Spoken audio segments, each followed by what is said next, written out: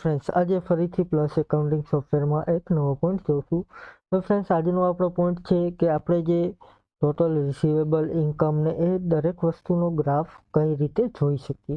તો અહીં સૌપ્રથમ આજે લેજરનો ગ્રાફ જોશું. તો સૌપ્રથમ રિપોર્ટમાં જશું, એમાં એકાઉન્ટ બુક, એમાં લેજર આપેલું છે.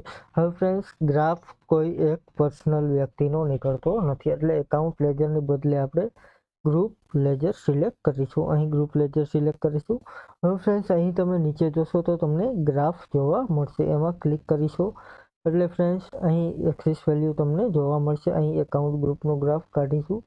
હવે ફ્રેન્ડ્સ, તમારે દરેક ગ્રાફ જોતા હોય તો અહીંથી ઓલ કરી શકો.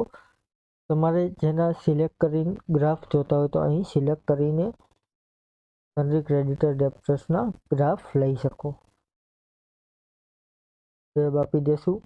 અહીં friends closing, opening, total credit, debit જોતું હોય, જે જોતું હોય એમાં એન્ટર આપીને આગળ સ્ટારની નિશાની કરવાની રહેશે. ટેબ આપીને ઓકે કરીશું એટલે ફ્રેન્ડ્સ અહીં સન્ડ્રી ક્રેડિટર ડેબ્ટર્સના ગ્રાફ નીકળશે. અહીં ફ્રેન્ડ્સ સન્ડ્રી ક્રેડિટર આપણા તમે જોશો તો અહીં જોવા મળશે. આટલા આપણા સન્ડ્રી ક્રેડિટરના અમાઉન્ટ બાકી છે. અહીં ફ્રેન્ડ્સ આપણું ટોટલ ડેબિટ આટલું છે, ટોટલ ક્રેડિટ આટલું છે. ત્યાર પછી અહીં નીચે જોશો તો સન્ડ્રી ડેબ્ટર્સનું કાંઈ પણ છે નહીં. અહીં ટોટલ ક્રેડિટ સન્ડ્રી ક્રેડિટરની આટલી ઊભી છે એ તમને જોવા મળશે. ત્યાર પછી અહીંથી તમે ગ્રાફ ચેન્જ પણ કરી શકો છો. પાઈ ગ્રાફ કરવો હોય તો અહીં પાઈ ગ્રાફ કરી શકો છો. ત્યાર પછી પોઈન્ટ ગ્રાફ કરવો હોય તો અહીં પોઈન્ટ ગ્રાફ કરી શકો છો. લાઇનિંગ વાળો ગ્રાફ કરવો હોય તો લાઇનિંગ વાળો અહીં પણ થઈ શકે છે. ત્યાર પછી સિમ્પલ બાર આપણે જે જોયો, ત્યાર પછી મલ્ટીબાર્સ પણ અહીં શો કરે છે.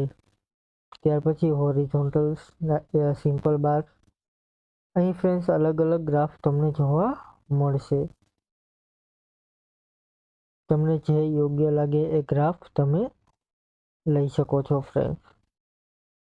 આ રીતે ફ્રેન્ડ્સ અહીં ગ્રાફ ઉપરથી તમે નક્કી કરી શકો છો કે આપણે ધંધામાં જે પરફોર્મન્સ છે એ કેવું છે. Thank you friends. આજનો પોઈન્ટ અહીં પૂરો કરીએ. કાલે ફરીથી એક નવો પોઈન્ટ જોશું. Thank you.